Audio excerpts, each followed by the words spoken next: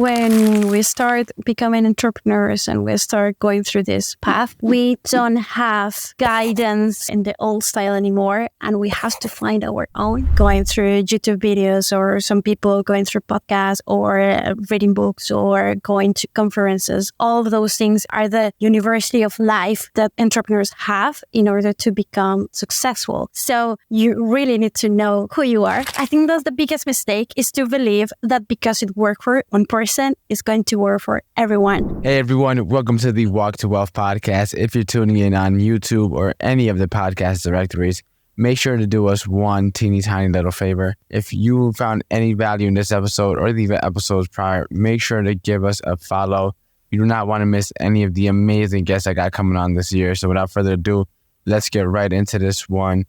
Angela, for anyone who hasn't had the opportunity to meet you yet, tell us your elevator pitch. Who are you and what do you do? Well, my name is Angela. I am the founder of Lightspanish, Lightspanishcom. We are a language school that operates online.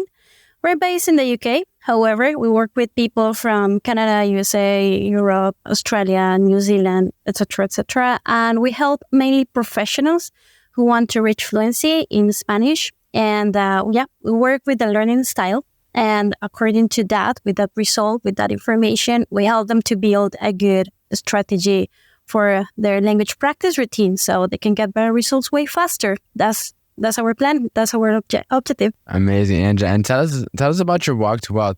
Take us back to what was, money like growing up in your childhood? What was the idea of being an entrepreneur and building wealth? That's a good question. I think, my family, I come from a family of workers, let's say. Both of my parents are psychologists.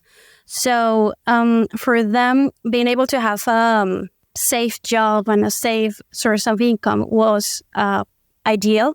However, I think I've been lucky because since I started doing my own projects and, I've always been wanted to have my own thing, they have always supported me. So it has been great. I would say that I didn't struggle when I was a child and I was lucky. But, middle-class family, just people who is used to go through the academic side of things, not necessarily taking risks. So, I would say that that's my background. Yeah, so then let me ask you, when did you learn to start taking risks? When did you learn to start betting on yourself? And, where does that come from? Did you have like a family member or a friend that was into entrepreneurship? Like, where did that all start for you? I think it's been more of a need. I couldn't feel that I was going to be the person who had that type of life like my parents did. And so I've been always thinking about the possibility of having my own thing.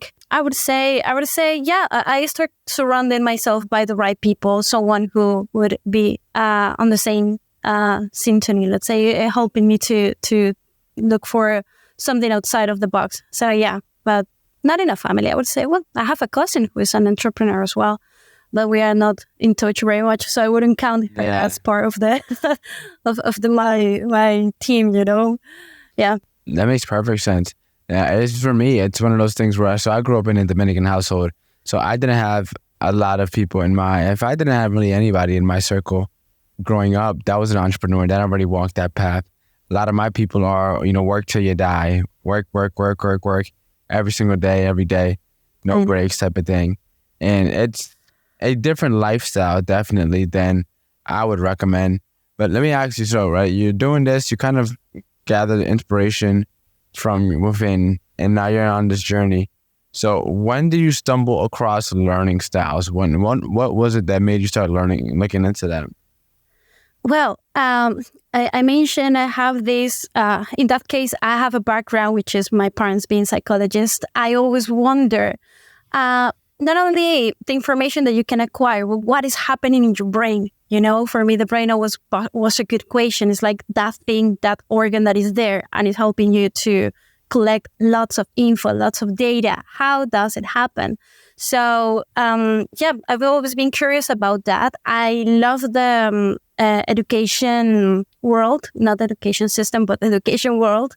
So, I started using those things that I found about learning styles, different ways, like I wouldn't say personalities, but those skills that every person have to memorize, to understand, to use information into my own matters, which is languages and music. So I started using them and they proved me to work very well. So I just went deeper and deeper and I did my business around it. So yeah. Yeah. So then let's dive a little bit deeper. So what are learning styles? What are the different learning styles that people have? Yeah, well, I always start talking about this mainly from when you're at school, normally you just receive information. You have a group of people and everyone is learning the same way, right? Because the teacher is there in front of you and is sharing information. You have to get some task, blah, blah, blah. But you're not able to know first, how do you actually learn? I mean, what is the process of learning? You just receive tons of information and somehow you are supposed to be good at it and get good grades or something like that. And second, well, having a big group of people is impossible for the tutor or for the teacher to really be able to know who are you, right? And what is going to be the best way for you to understand what that person is talking about. So that's why I work with these one-to-one sessions. That's mainly the thing, or with the small groups, because you have the opportunity to listen and to understand the other person, and for that person to also understand their own process. So yeah, I would say that it's been very useful for language learning, but also I've been using it as well for my own life because, well, being an owner of a business, I'm always learning lots of information about marketing, sales, and taxes, and all of it. So once you know what is the best way you learned, what is the way that you acquire information and data easier, well, it becomes way better. Yeah. So that's been the process for learning to learn. Let's say. Yeah. So what are the learning styles? What are the different ones like? Yeah. Well, it has been different theories around it. There is, if you are curious or one of your listeners is more curious about it, this comes from behavioral psychology. There are detected 8 different ways of learning, different intelligences that you have. However, I try to focus on the ones that are normally stronger. So, for example, if you are very visual, right? If you're a person who is good at looking at, graphics or mind maps or this type of things. And that's the best way you represent, something new, or that you can remember and catch better ideas when something is visual. That would be definitely one of those learning styles. For example, I would imagine that your listeners would be into the way of oral intelligence, which is very good at listening, recognizing tones of voice, recognizing information that is given by audio. So maybe people who go for audiobooks instead of going for physical books, that would be that type of person. We could go for kinesthetic intelligence, which is the people who needs movement, like actors or athletes that, they're very good with techniques, but when techniques are related to movement, right? So that could be another one of them. So I could be here for a while, but what it gives us is those that information about ourselves. And once we know that, it's like, okay, so maybe that's why I struggle so much reading a book, for example. Some people blame themselves because they say, I should be reading more. And I think entrepreneurs are being always told like, this book is great, this book is amazing. And it's like, it is, but I'm such a slow reader. And maybe it's because that way of acquiring information is not the strongest one that you have. And it's just one of them. And we envy people who are good readers and they say, I finished this book and this one and this is about this. And they recognize all this information so easily, and other people struggle with it. So I would say, well, if you're good at listening, use that because that's the one that is going to help you better. Or if you're good at making mind maps instead of reading chunks or paragraphs or things like that, well, there you are. You have now a fast way to get to the goal that you want, not necessarily going through books. So this is it could be way better to recognize those things once you know them, Yeah. it's great. So you gave my listeners 3 different types. You gave us visual learning, you gave us auditory, and you gave us kinesthetic. You mentioned that they were 8. What are some other ones that are also super important? Super important. Well, I mentioned the one with the books. That's a linguistic one, verbal linguistic. So you're very good at remembering words, and your lexical is going to be your strongest point.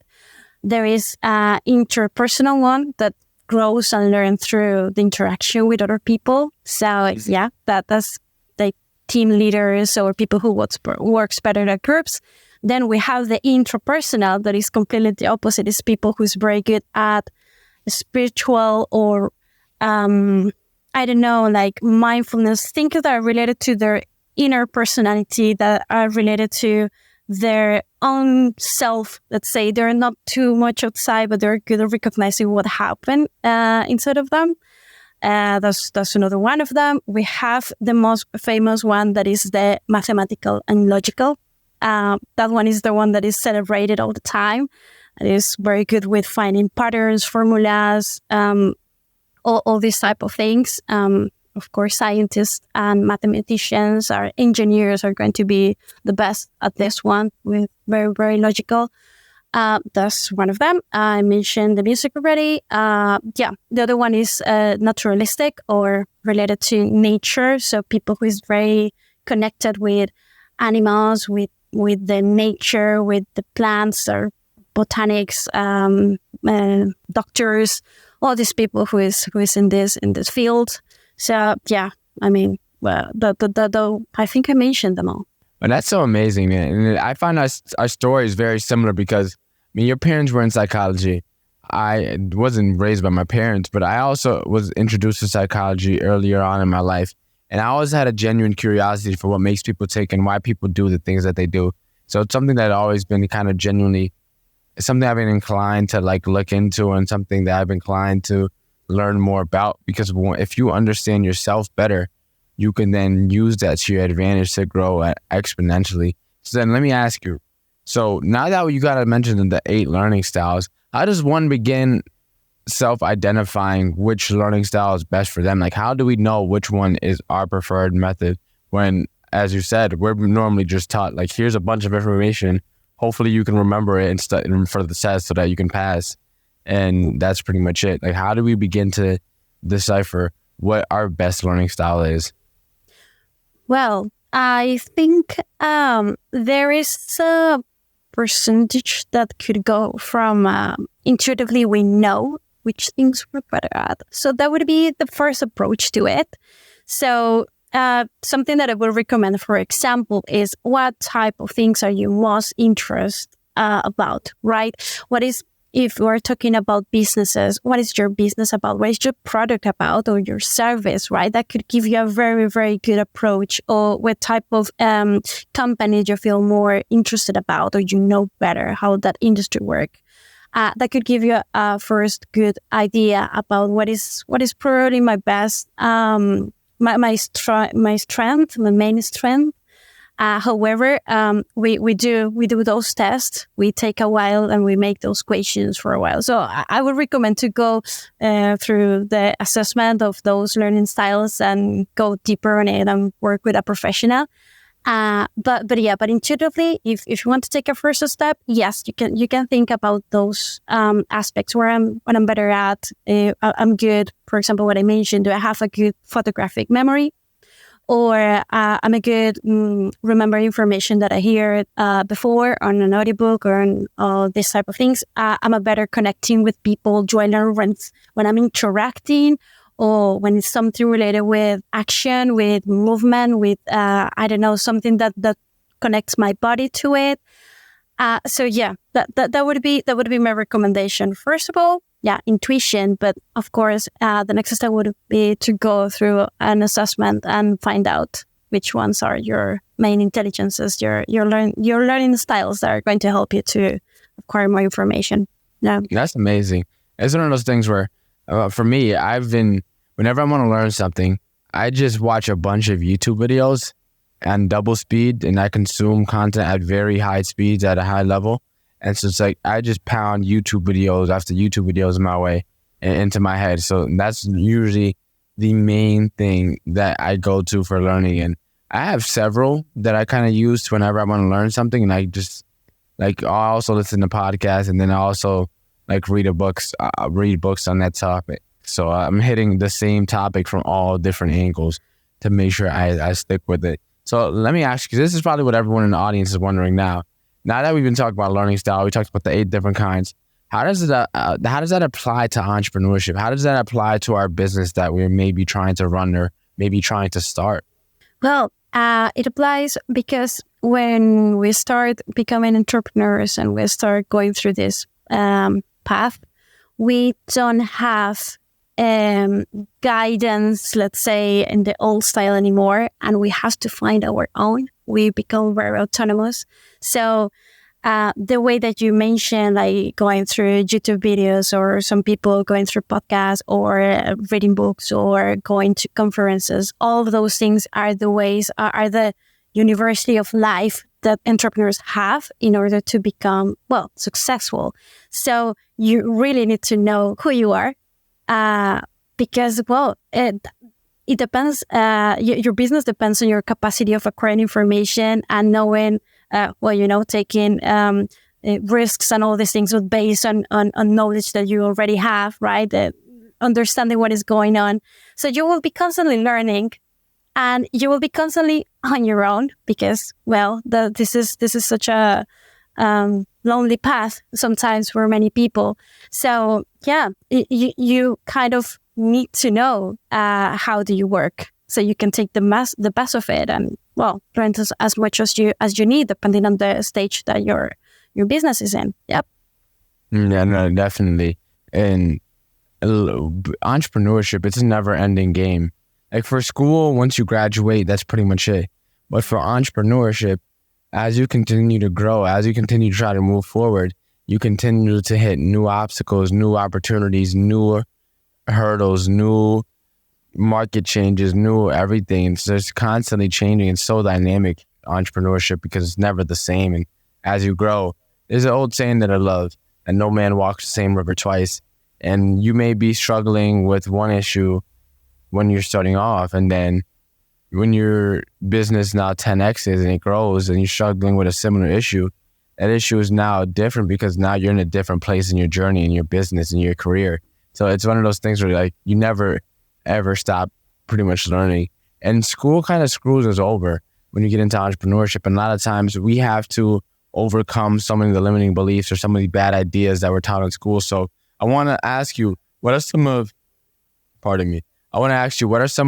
the main misconceptions that school teaches us that we have to overcome in order to start succeeding in entrepreneurship? I think the biggest misconception we have is that there is a smart people and people who, that those grades that you get at the end of the year are telling you if you're smart or not. I think that's the worst thing, and that just people who is good at this logical mathematical thing are the intelligent ones. I think that I overcome those things over the time, but it could be so damaging just to believe that maybe because you are good at, I don't know, sports or video games or other so many different skills that you can develop, you're not smart, right? Because school is telling you the opposite, or unfortunately, your parents are telling you, well, you're not good at school, so what are you going to do with life, right? You're going to fail. I think if we are able to overcome that and realize that those abilities or those skills that we develop over the time, and that probably now we're using in our business, are as valid as those ones that people used to have at school and they were receiving all the recognitions or prizes and things.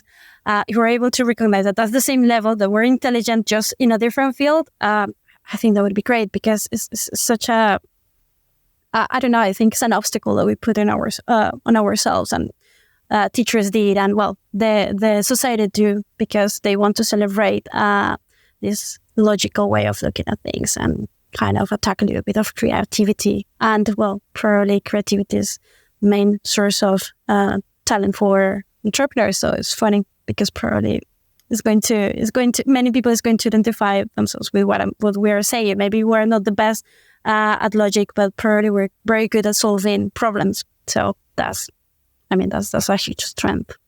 So let's go a little bit deeper over there. So let me ask you, what was a point in life that you had to overcome that? What in school were you struggling with? If you were struggling, how did you overcome that? Well, I remember being in school. I had this mathematics and physics teacher who mainly said, if you're not good at this, I mean, if you fail this subject, you're never going to succeed in life. I mean, that was his way of, I don't know, proving himself that he was very important and he knew a lot. And even if I intuitively knew that wasn't the case, it sticks in your mind. And I studied literature, I studied music, and I felt that maybe I was kind of this person who wasn't going to fit into the stereotype of intelligent. But during the way I proved myself that I could do so many things, and that I was able to create and to work and have I'm going to say with a little bit of modesty, but very, very good ideas. And so I during the path, I proved myself wrong apart from those beliefs that I've received at school. So yeah, I wouldn't say that there was exactly a moment when I changed that. I think that over time I realized that was completely fake, and that you don't need to be good at something to be intelligent or talented or successful. Yeah, amazing. And so let me ask you then, what advice would you give to the other young people? A lot of my audience are still either in high school or in college right now. So they're still dealing with high school teachers and professors and maybe mentors that are looking, are teaching them these subjects. And a lot of times these people that we view, that we see, that are teaching us when we're in school, because they have this elevated status, they are teachers, they are professors, they're the advisors, et cetera, we tend to hold their words with a lot more weight. We tend to view what they say as concrete, as the end-all, be-all. So what advice would you share with my listeners to help them get over that? Because it's, being a kid that's, one, still figuring their life out, and two, don't really know what they got going on, and three, may not even know what they want to do after school, like after they graduate. They're just there because they feel like they're being told to, so now they're going to college, and now they're in these classes, or they're in high school and they're in these classes, and it's like they're not doing as well as they might have liked, and they're questioning themselves, they're questioning why they ever do it, they're questioning why is it even all worth it. What advice would you give to those students so that they can start believing in themselves and their abilities? Yeah, well, it's a tricky one, because I would say at first to take it too serious. However, I know how important it could be to have good performance at school, to then be able to access to many other different things, and university, college, or all those type of things. However, I would say, don't take it literal if someone or if a number is telling you you're good or bad at something. So take the most of school. Yeah, I mean, what you consider could be useful, follow your intuition in that. I mean, if you're good at science, or if you're good at languages or history, well, enjoy that, take the most from it. But don't take it literal what teachers and tutors are telling you about what is going to be your future, just because you are good or bad at something. So I would say just take the most of it, but be prepared, because real life is so different, and you will be learning so many different things in a not official way. You acquire so much information from so many different sources. For example, here, listening to these interviews or watching things on YouTube now, that is an amazing source of information. So don't worry too much. Do your best, but don't worry too much, because, well, the path is long, and you're going to find the best way for you. No, definitely. And it may not be easy to see at first, and especially when you're being told otherwise, when people are telling you, hey, that you may not be smart, or hey, that you may not going to be successful. And entrepreneurship is something that is already hard, and most people fail. And then we have the people around us telling us that we're going to fail. It could be hard to get around that, but as you said, sticking with it, not taking it too literal, not taking them serious, and having faith and trust that you're on the right path. And so I wanted to ask you from here, so now that we kind of got a deeper understanding for learning styles, what would you say now is like the next step from that? Once we figure out, okay, let's say I'm a kinesthetic learner, that's all good. I know it now, but like what now? Like I learned my learning style. How do I then begin to actually use that? How do I make it make sense in our world? Well, it would need a lot of creativity, I think, and that's part of what we do when we work with our students. We build strategies around it. So yeah, for example, your example with kinesthetic is very good, because you will say, oh, okay, so I'm good at sports, or I'm good at, I don't know, karate. I can remember all these movements, techniques, and but I want to succeed at, I don't know, architecture, something completely different. So you will say, how can I put these two things together? Or I want to make a business around real estate, which is completely different. So how do I do that? I would recommend to involve movement in your process of learning. So we have been working with some students who learn that way. And we explain concepts, we move our hands, we try to complement to complete the experience of talking, for example, with the movement, or we go on walks, we practice. Like we're there, for example, kinesthetic learners are there to be on the field, to play, to move and to be able to, is actively participate in the process of learning. So yeah, I would say that it's completely against what we do at school, because at school you're sitting on a desk and you don't move too much when you're learning history, for example, or maths or things like that. So we say get involved, put your hands into the process that you're learning. It could come from taking notes, which is very basic for a kinesthetic learner, but it could come from there to getting involved and practice and moving and using drama or whatever for acquiring information. So yeah, that would be, it could expand as much as you can imagine, but I would say that would be a case, for example, for the type of learning style. No, definitely. One of the things that limits a lot of people is creativity, because at face value, most things can't be directly implemented into what we do. So we have to start thinking outside the box, and a lot of closed-minded thinkers tend to not be able to learn as much, because if it doesn't directly, for example, let's say there was a real estate agent talking about marketing. Some people be like, hey, I'm not in real estate. I'm in, I sell soap. I got a soap selling. It doesn't work for me. Right. It doesn't work for me. They're not in my industry. They don't know anything. But a lot of the times, if you're able to listen to what that person is saying and then take that in and then figure out what you can implement into what you have going on, you can learn a lot more. Now, to tie that into what we're talking about, let's say we're a kinesthetic learner, and I'm not a kinesthetic, that was just the first one that came to mind. But let's say we're a kinesthetic learner, right? And you see people that may not be talking about what you talk about, but they present in a way that resonates with you. Now, you could learn something there. The content that you learn may not be valuable to you, but how they present may be very valuable to you, because then you might be able to pick up like, hey, I like when people teach like this.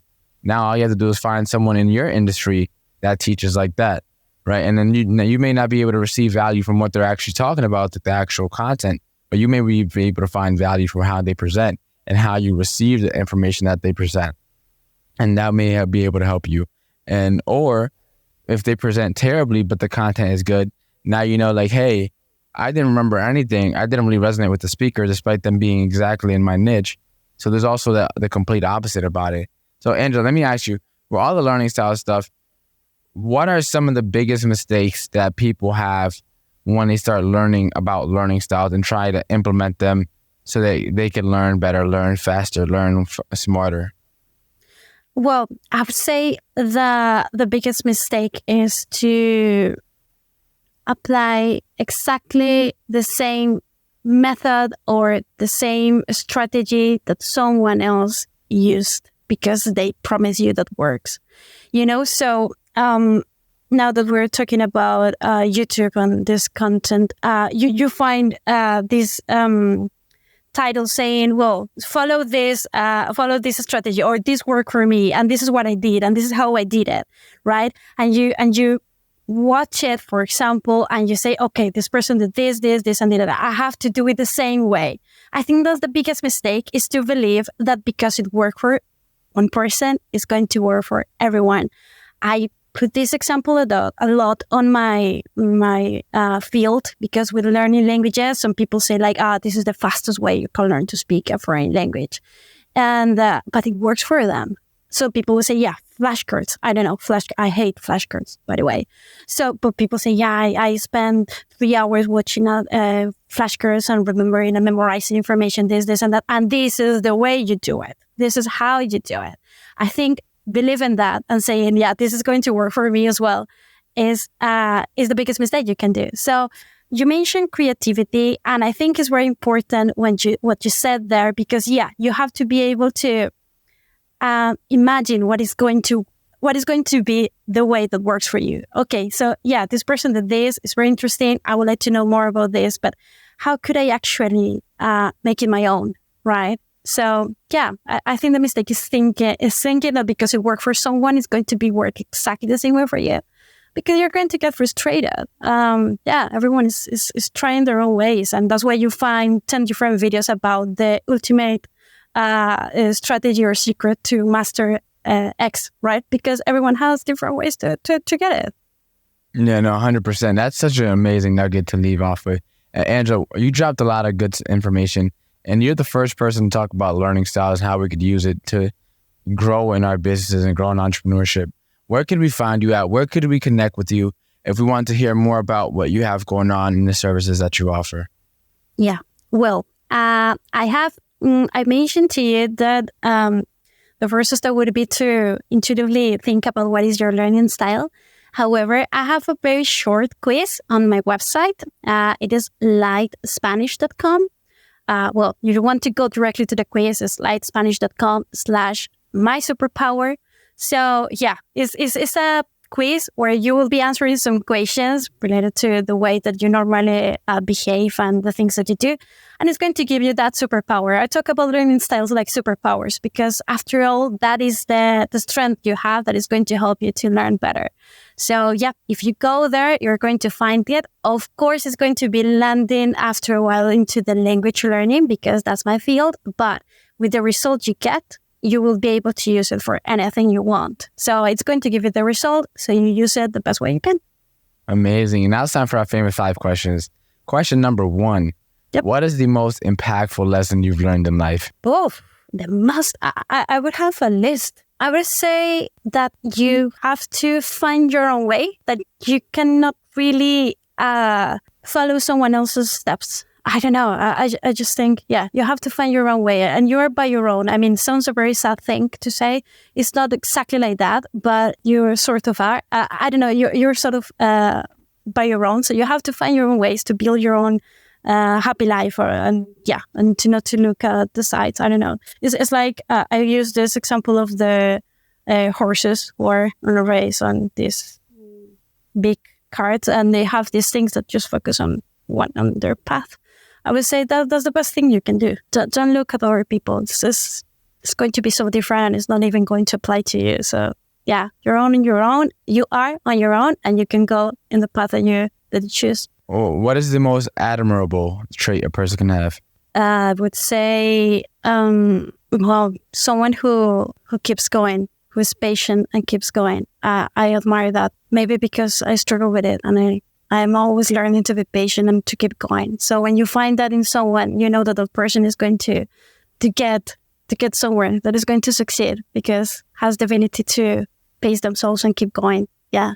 If you had to change someone's life with one book, which book would you recommend? Well, it's just jumps to my mind. The Lean Startup by Eric Rice. I mean, that book for me was very useful to understand what really is happening inside of businesses and how, I mean, it's around technology, but again, as you mentioned, creativity. So how could you use it for your own?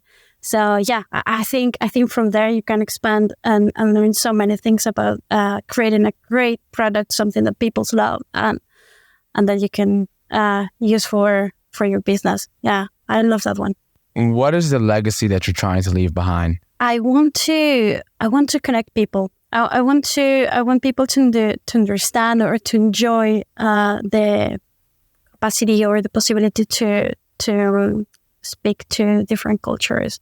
So if I'm able to make people feel confident about communicating themselves in a foreign language, I think I did it. And for anyone that wanted to start their walk to wealth today, what do you recommend is the first steps for them to start? To find out what is that thing that you would be able to do for long enough without hating it, right? So to find that passion, because once you find your passion, it's going to work. I mean, building a business is a very long process, so you have to love it. I think that would be the very first step, to find out what is that thing that is going to keep you going, even during the difficult moments. Amazing, Angela. Well, that is all for our time here today. Thank you so much for just dropping the wisdom, dropping the nuggets that you did. And I'm looking super forward to just staying in touch and we're helping each other grow. Perfect. Thanks for having me on. It was a pleasure.